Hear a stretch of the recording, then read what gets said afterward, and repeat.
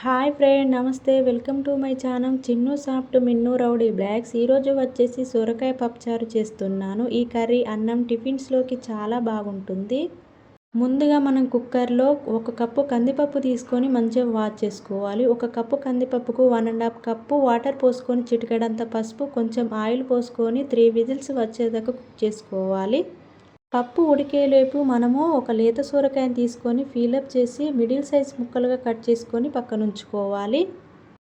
వేరే కడాయి తీసుకొని తగినంత ఆయిల్ పోసుకోవాలి. ఆయిల్ హీటెక్కిన తర్వాత పోపు దినుసులు, వెల్లుల్లి, కరివేపాకు, ఆనియన్, పచ్చిమిర్చి, సొరకాయ ముక్కలు, చిటికెడంత పసుపు వేసుకొని 5-6 నిమిషాలు కుక్ చేసుకోవాలి. 5-6 నిమిషాల తర్వాత సొరకాయ ముక్క సాఫ్ట్ అయి ఉంటుంది. రుచికి తగ్గట్టు కారము, ఉప్పు, ధనియాల పౌడర్ వేసుకోవాలి.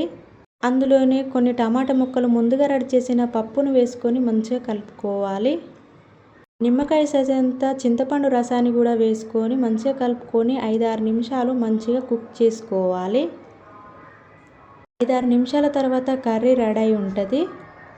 లాస్ట్లో కొంచెం కొత్తిమీర వేసుకొని మంచిగా కలుపుకొని కర్రీ సర్వ్ చేసుకోవడమే. ఈ వీడియో మీకు నచ్చిందనుకుంటే సబ్స్క్రైబ్ చేయండి, లైక్ చేయండి, కామెంట్ చేయండి.